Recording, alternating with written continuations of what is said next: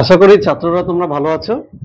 আজকে তোমাদের জন্য আর একটা নতুন ভিডিও নিয়ে এসেছি। দেখো, আজকের ভিডিওটা যে শুধুমাত্র তোমাদের জন্য তা নয়, মানে যারা মাধ্যমিক পাস করেছে শুধু তাদের জন্য নয়, যারা গার্জিয়ান আছেন মানে অভিভাবক আছেন, ছেলে মেয়েদের যারা বাবা মা আছেন তাদের জন্য কিন্তু আজকের ভিডিওটা। দেখুন, অনেকেই ছেলে মেয়ে বা অনেকের একটা আইডিয়া আছে যে ভূগোল বিষয়টা নাকি প্রচুর কঠিন বিষয়, মানে ভূগোল পড়তে গেলে অনেক অঙ্ক জানতে হয় বা অনেক কঠিন কঠিন টপিক্সের ব্যাপার আছে। আসলে কিন্তু ব্যাপারটা তা নয়। সেই জন্য আমি আজকে কি করব, ক্লাস 11-এ যারা এবছর নতুন উঠছো, দেখো এবছর কিন্তু ফার্স্ট সিলেবাস। এর আগে তোমরা কিন্তু এই ধরনের পরীক্ষা মানে এই যে টপিকস গুলো হয়তো পড়েছো, কিন্তু সিলেবাসটা নতুন।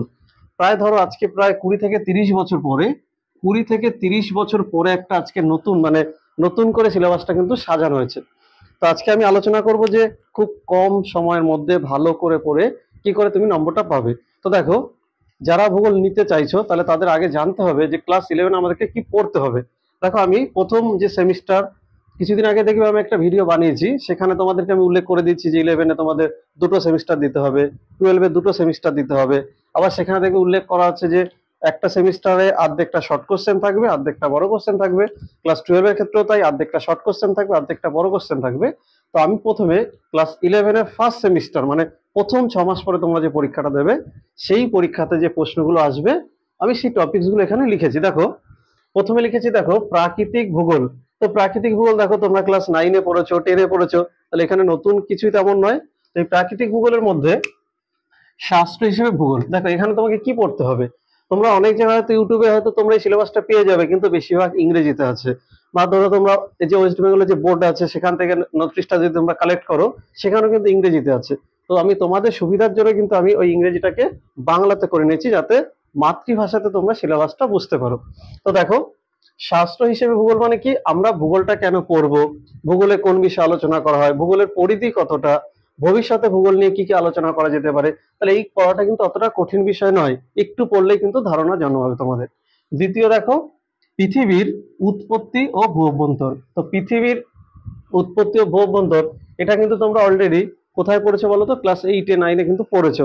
কেন্দ্রমণ্ডল, গুরুমণ্ডল, শিলামণ্ডল, এই যে ভাগগুলো এগুলো 8-এ পড়েছো। তাহলে সেই ছোটবেলার পড়াগুলো একটু ডিটেলস এখানে কিন্তু দেওয়া থাকবে। তারপর দেখো, তৃতীয় আছে ভূমিরূপ গঠনকারী প্রক্রিয়া সমূহ। মানে পৃথিবীর ভেতরে যে অভ্যন্তরীণ প্রক্রিয়াগুলো আছে, পৃথিবীর বাহ্যিক কিছু প্রক্রিয়া আছে, তো বেশিরভাগ কিন্তু অভ্যন্তরীণ প্রক্রিয়াগুলোই কিন্তু এখানে দেওয়া আছে। তো এগুলো কিন্তু তোমরা 7-8-এ একবার পড়ে ফেলেছো, মানে কি এগুলো কিন্তু টোটালটা কিন্তু পুরনো সিলেবাস। তো সেগুলোকে নতুন করে ঢেলে সাজানো হচ্ছে। এরপরে কি আছে দেখো, আবহাওয়া জলবায়ু। তো আবহাওয়া জলবায়ু দেখবে ক্লাস 7-এ ছোট্ট করে সিলেবাস আছে, ক্লাস 8-এ দেওয়া থাকে, ক্লাস 10-এ বা 9-এ যখন পড়ো ভারতের জলবায়ু, মৌসুমী জলবায়ু অবশ্যই তোমরা পড়েছো সেখানে। তাহলে এটাও কিন্তু খুব একটা কঠিন বিষয় নয়, তাহলে এটাকেও তোমরা কিন্তু সহজেই পড়তে পারবে। তাহলে এই যে চারটে টপিক, শাস্ত্র হিসেবে ভূগোল, পৃথিবীর উৎপত্তি ভূঅভ্যন্তর ভাগ, ভূমিরূপ গঠনকারী প্রক্রিয়া, আর আবহাওয়া জলবায়ু, তাহলে এই চারটে টপিকস থাকবে তোমাদের প্রাকৃতিক ভূগোলের মধ্যে। এখান থেকে 15টা এমসিকিউ কোশ্চেন আসবে, যেটা আমরা বলেছিলাম তোমাদের শর্ট টাইপ কোশ্চেন। দ্বিতীয় দেখো, মানবীয় ভূগোল বলে একটা পার্ট থাকবে। এই মানবীয় ভূগোল থেকে তোমাদের কি আসবে, মানবীয় ভূগোলের নীতি ও শাস্ত্রসমূহ। মানে হিউম্যান জিওগ্রাফি, মানে জনসংখ্যা ভূগোল কি, সেখানে কি নিয়ে আলোচনা করা হয়, জনসংখ্যা কেন বাড়ছে, বাড়ার ফলে কি কি সমস্যা হচ্ছে, যে এই যে বিষয়গুলো, এই বিষয়গুলো তোমাদের কিন্তু এই মানবীয় ভূগোলে আলোচনা করা হবে। আর একটা কি, অর্থনৈতিক কার্যাবলী। এই অর্থনৈতিক কার্যাবলী 5টা ভাগ আছে, সেগুলো তোমরা যখন পড়ানো হবে তখন তোমরা এগুলো জানবে। তো এর মধ্যে তোমাদের শুধুমাত্র প্রাথমিক কার্যগুলি, প্রাথমিক মানে কি, সরাসরি যেগুলো কাজ করা হয়, ধরো কৃষি কাজ হতে পারে, কয়লার খনি থেকে খনি কাজ সংগ্রহ করা হতে পারে, বা তোমরা ধরো যে মাছ চাষ হতে পারে, পোল্ট্রি মুরগি চাষ হতে পারে, মানে সরাসরি মানুষ যেসব কৃষি কাজগুলো করে, তো সেগুলো প্রাথমিক কার্যাবলীর মধ্যে পড়ে। তাহলে এখান থেকে তোমাদের কিন্তু দেখো 12টা এমসিকিউ কোশ্চেন আসবে। তৃতীয় টপিকস কি আছে দেখো, ভারতের ভূগোল। ভারতের ভূগোল মানে দেশ হিসেবে ভারতের ভূগোল অলরেডি তোমরা ক্লাস 10-এ কিন্তু পড়েছো, যে ভারতের যে ভূগোলটা আছে না, মানে কত সালে স্বাধীন হয়, তারপর কি করে রাজ্যগুলো বিভক্ত হয়েছিল, তারপরে ভারত পাকিস্তান যে বর্ডার লাইন টাইন আছে এই সম্পর্কে আর কি, মানে ভারতের একটা বেসিক নলেজ। তারপরে কি আছে দেখো, ভূপ্রকৃতি, মানে ভারতের যে ভূপ্রকৃতি, এটা কিন্তু ক্লাস 10-এর সিলেবাসে ছিল, অলরেডি তোমরা একবার পড়েছো, সেটা আবার নতুন করে পড়তে হবে। আর একটা কি আছে দেখো, নদ নদী। ভারতের নদ নদীও কিন্তু তোমাদের কিন্তু ক্লাস 10-এর সিলেবাসে ছিল। তাহলে দেখো, এর মধ্যে ম্যাক্সিমাম পড়াগুলো কিন্তু তোমরা আগে থেকে পড়ে ফেলেছো, তো সেটাকে আবার একটু নতুন করে সাজানো হয়েছে। এখান থেকে কত আসবে, এমসিকিউ থাকবে 8টা প্রশ্ন। তাহলে টোটাল দেখো, তোমরা যে প্রথম সেমিস্টার পরীক্ষা দেবে 6 মাস পরে, তাহলে টোটাল কত আছে দেখো, প্রথমে হচ্ছে 15, এখান থেকে আসবে তোমাদের 12, এখান থেকে আসবে 8, তাহলে টোটাল কিন্তু তোমরা 35 নম্বরের পরীক্ষা দেবে। তাহলে যারা মনে করছে যে ভূগোল সিলেবাসটা কঠিন বা ভূগোল সাবজেক্টটা প্রচুর কঠিন, বা তোমাদের দেখবে আশেপাশে কেউ বলবে যে ভূগোলে প্রচুর পরিমাণে অঙ্ক করতে হয়, সেখানে প্র্যাকটিক্যালি একটা হিউজ পরিবেশ বা একটা চাপ থাকে, এরকম তোমাদের একটা বলবে। আসলে তুমি ভালো করে চিন্তা করে দেখো, ভূগোলের সিলেবাসটা কিন্তু অতটা কঠিন নয়। অন্য অন্য সাবজেক্টে যেমন নম্বর ওঠে, ভূগোলেও কিন্তু প্রচুর নম্বর ওঠে। তো আমাদের কাছে যারা পড়ছে ছাত্রছাত্রীরা আছে, কারণ এটা দেখো আমার 1 বছর 2 বছর না, এটা আমার 12 বছর অভিজ্ঞতা। ক্লাস 12-এর যে ব্যাচ, সেটা 12 থেকে 13 বছর, মানে 12টা ব্যাচ পার করা হয়ে গেছে, এটা 13তম ব্যাচ চলছে। তাহলে 10-12 বছরের অভিজ্ঞতা থেকে তোমাদেরকে বলছি যে ভূগোল সিলেবাসের নম্বর তোলাটা খুবই কিন্তু সোজা। মানে অন্যান্য সাবজেক্টের থেকে এই সাবজেক্টটা ভালো না খারাপ হবে সেই নিয়ে আলোচনা করছি না, সাবজেক্ট প্রত্যেকটাই ভালো। তুমি যে সাবজেক্টটা ভালো পড়তে পারবে সেটাই তোমার কাছে ভালো, আর যে সাবজেক্টটা সহজে তুমি বুঝতে পারবে না সেটাই তোমার কাছে কঠিন। তো যদি একটু সহজে যদি বোঝার চেষ্টা করো, তাহলে এই সিলেবাসটা অনেকটা সোজা আছে। আর এখানে আরেকটা কথা বলে রাখি, এই যে ভূগোল সিলেবাসটা, এই সিলেবাসটা যদি প্রথম থেকে তুমি পড়ে রাখো, তাহলে ক্লাস 12-এর পরে বা তুমি গ্রাজুয়েশনের পরে যখন তুমি ধরো কোনো একটা পরীক্ষা দেবে, তোমরা যে যে পরীক্ষাগুলো দাও না, যেগুলো চাকরি পরীক্ষা বলে, তো তুমি ভালো করে দেখবে চাকরি পরীক্ষার সিলেবাসগুলো যদি চেক করো, তাহলে দেখবে সেখানে ভারতের ভূগোলের থেকে কোশ্চেন থাকবেই থাকবে। তাহলে এখন থেকে যদি আমি এগুলো যদি ক্লাস ভিত্তিক পড়া, তার সাথে সাইডে একটু ভারতের ভূগোল ভালো করে যদি জানি, তাহলে কিন্তু পরবর্তী ক্ষেত্রে কিন্তু আমার এটা অনেকটা সুবিধা হবে। তো এই জন্য সদ্য যারা মাধ্যমিক পরীক্ষা দিলে তাদেরকে তো অবশ্যই বলবো, আর যারা একটু গার্জিয়ান আছেন বা অভিভাবক আছেন তাদেরকে বলবো যে আপনাদের ছেলে মেয়েদেরকে ভূগোল সিলেবাসটা এই কারণে নেওয়া করান, যাতে ভবিষ্যতে এই সাবজেক্টটা পড়লে তাদের কিন্তু এখন শুধু নম্বরটা তা না, ভবিষ্যতে কিন্তু বিভিন্ন চাকরি বাকরির যে এক্সাম পরীক্ষাগুলো দেবে আর কি, তো সেখানে কিন্তু এইখান থেকে অনেক প্রশ্ন আসবে বা প্রশ্ন দরকার। আসলে দেখুন ব্যাপারটা আমি বিশেষ করে অভিভাবকদের ক্ষেত্রে বলছি বা ছাত্র যারা আছে তাদেরকেও বলছি, এই যে 2024 সালে national education policy, NEP, national education policy সিস্টেমটা ব্যাপারটা কি আমি আগেই বলেছি, কিন্তু 20-30 বছরের যে পুরনো একটা পড়াশোনার ধ্যান ধারণা সেটাকে পাল্টে এটাকে একটা নতুন পড়াশোনা করছে। কেন? কারণ দেখো আমাদের ভারতবর্ষে যত এক্সাম হয়, ম্যাক্সিমাম এক্সাম, মানে দু একটা এক্সাম বাদ দিয়ে, মানে আইপিএস বা ইউপিএসসি লেভেল যে পরীক্ষাগুলো থাকে আর কি, আমি ওগুলোর কথা বলছি না, ওখানে অনেক বড় বড় কোশ্চেন উত্তর লিখতে হয়, বা ওয়েস্ট বেঙ্গলের ডাব্লিউবিসিএস। আমি বলতে চাইছি যত নর্মালি এক্সাম গুলো আছে চাকরি পরীক্ষা, প্রত্যেকটা পরীক্ষা কিন্তু এমসিকিউ ভিত্তিক হয়, মানে সেখানে 4টে অপশন থাকে, একটা অপশন চয়েস করতে হয়। এই জন্য কিন্তু এই ন্যাশনাল এডুকেশন পলিসি কিন্তু শর্ট কোশ্চেনের দিকে জোর দিয়েছে, যার জন্য তোমাদের প্রথম 6 মাসে যে সেমিস্টারটা হবে টোটালি কিন্তু শর্ট কোশ্চেনের পরীক্ষা হবে। এটা এখন করেছে, আস্তে আস্তে দেখবে কলেজের ক্ষেত্রে প্রযোজ্য হবে, বা কিছুদিন পরে দেখবে 9-10 লেভেলেও কিন্তু প্রযোজ্য হবে।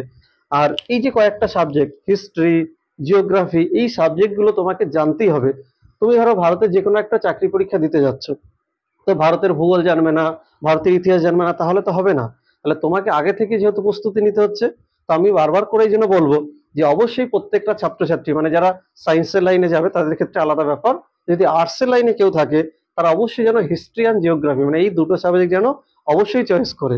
কারণ কি এখানে তাদের কিছুটা নম্বর উঠবে, কিছুটা অভিজ্ঞতা অর্জন হবে, আবার এই অভিজ্ঞতা অর্জনের পরে কিন্তু পরে যখন চাকরি বাকরি পরীক্ষা দেবে তখন কিন্তু কাজে লাগবে। তার মানে এখানে আমি ওভারঅল কি বুঝলাম, ওভারঅল আমি এটাই বুঝলাম যে আমাদের যে সিলেবাস গুলো তৈরি করছে নতুন করে, মানে এই ন্যাশনাল এডুকেশন পলিসি সিলেবাসটা যে নতুন করে তৈরি করেছে, তাহলে এটা কিসের জন্য তৈরি করেছে, যাতে ছেলেমেয়েরা ভবিষ্যতে যে চাকরি বাকরি এক্সাম বা পরীক্ষাগুলো দেবে সেখানে যাতে সহজে তারা স্কোর করতে পারে। তো সেই জন্য আমি সবাইকে রিকোয়েস্ট করছি যে অবশ্যই তোমরা কিন্তু এই সিলেবাসটা, মানে যে ভূগোল সাবজেক্টটা, ভূগোল সিলেবাস অনুযায়ী সাবজেক্টটাকে অবশ্যই তোমরা গ্রহণ করো, নম্বর পাবে। আর আমি কেন এই কথাটা আরো জোর দিয়ে বলছি, ক্লাস 10 বলো বা 12 বলো, আজকে প্রায় 10 থেকে 12 বছর, মানে 12 বছর উপরে ক্লাস 10 বা 12 আমি পড়াচ্ছি। সেখানে কিন্তু আমার কাছে এমন স্টুডেন্টও আছে যারা 30 নম্বরও পেয়েছে, আবার এমন স্টুডেন্টও আছে যারা ভূগোলে 100 নম্বরও পেয়েছে। তো আমি এই নম্বর দিয়ে কাউকে কিন্তু কম্পেয়ার করছি না, আমি এটাই বোঝাতে চাচ্ছি যে ভূগোল এমন একটা সাবজেক্ট, যদি কেউ ভালো করে পড়ে সে 100তে 100 পাবে, আবার যদি কম পড়ে তাহলে সে দেখা গেলো সেখানে হয়তো অনেকটা কম নম্বর পেলো, কিন্তু পড়াশোনা করলে তার কিন্তু নম্বর উঠবে উঠবে। আর ভূগোল হচ্ছে একটা স্কোরিং সাবজেক্ট, মানে অল্প পড়েই কিন্তু এখানে প্রচুর নম্বর তোলা যায়। তো যাদের একটু বেশি নম্বর তোলার ইচ্ছা আছে, বা 12 একটু ভালো রেজাল্ট করার ইচ্ছা আছে, বা মাধ্যমিকে ধরো যে রকম রেজাল্ট করতে চেয়েছিলে সেই রকম রেজাল্ট হয়নি, কিন্তু 12-এ আমি একটু ভালো রেজাল্ট করতে চাই, বিশেষ করে এই প্রবলেমটা কাদের হয়, দেখবে অনেক ক্ষেত্রে কি হয়, যারা মাধ্যমিকে থাকে, মাধ্যমিকে দেখবে 3টে সেকশন আছে। 3টে সেকশন মানে কি, একটা আর্টসের গ্রুপ থাকে, একটা সায়েন্সের গ্রুপ থাকে, আর একটা থেকে ইংরেজি থাকে। তো ইংরেজিতে অনেকে নম্বর ভালো তোলে, কিন্তু সমস্যাটা হয় যারা সায়েন্সে ভালো হয় তারা আর্টসে ভালো হয় না, যারা আর্টসে ভালো নম্বর তোলে তারা সায়েন্সে তোলে না। এটা কিন্তু আমি বেশিরভাগ ক্ষেত্রেই দেখেছি। তো এই জন্য অনেকে কি করে, যারা একটু সায়েন্সে খারাপ থাকে বা একটু কম বোঝে, তারা কিন্তু 11-এ বা 12-এ সায়েন্সটা নেয় না, তারা তখন কি করে আর্টসের সাবজেক্টগুলো চয়েস করে। তো আমি আরেকটা কথা এখানে বলে রাখি, সায়েন্স আর্টস কমার্স বলে কোনো বিষয় কিন্তু এখন আর নেই। এখন তোমাকে প্রায় 45টা সাবজেক্ট দেওয়া থাকবে, 45 প্লাস 15টার উপরে ভোকেশনালের সাবজেক্ট থাকবে। প্রায় 60 থেকে 65টা সাবজেক্ট আছে, তার মধ্যে তোমাকে মাত্র 5টা সাবজেক্ট নিয়ে পড়াশোনা করতে হবে। তাহলে এখানে সায়েন্স আর্টস কমার্স বলে কিন্তু কিছু নেই, তোমার যে সাবজেক্ট ভালো লাগে তুমি সেই সাবজেক্ট নিয়ে কিন্তু পড়াশোনা করতে পারো। তবে হ্যাঁ, এখানে একটা যেটা বললাম যে মাধ্যমিকে কি হয়, সায়েন্স গ্রুপের মধ্যে যে সাবজেক্টগুলো থাকে সেগুলো কিন্তু সবাই নম্বর করতে পারে না, বা অনেকে আর্টস গ্রুপের মধ্যে যেগুলো থাকে নম্বর করতে পারে না। তো যারা পিওর ধরেই নিয়েছে যে আমি ইতিহাস ভূগোল বাংলা এইসব সাবজেক্ট একটু ভালো বা মাধ্যমিকে ভালো নম্বর তুলেছি, তাহলে তারা অবশ্যই হিস্ট্রি অ্যান্ড জিওগ্রাফি এই দুটো সাবজেক্ট তারা কিন্তু অবশ্যই চয়েস করবে। কিসের জন্য? যাতে ভবিষ্যতে এখান থেকে তোমরা একটু ভালো স্কোরিং করতে পারো। বোঝা গেল? যাই হোক, তাহলে আমি এখানে আজকে যেহেতু প্রথম সেমিস্টারের সিলেবাসটা নিয়ে আলোচনা করলাম, আমরা কিছুদিনের মধ্যেই নেক্সট ভিডিওতে সেকেন্ড সেমিস্টারের যে সিলেবাসটা আছে, মানে যেখানে তোমাদের বড় প্রশ্নের উত্তরগুলো লিখতে হবে, তাহলে সেখানে কি কি অনুশীলনীগুলো আছে, মানে কি কি অধ্যায়গুলো আছে, আর সেখানে কিভাবে পরীক্ষা দেবে বা সেখানে কত নম্বর আসবে, সব কিন্তু আমরা নেক্সট ভিডিওতে আলোচনা করব।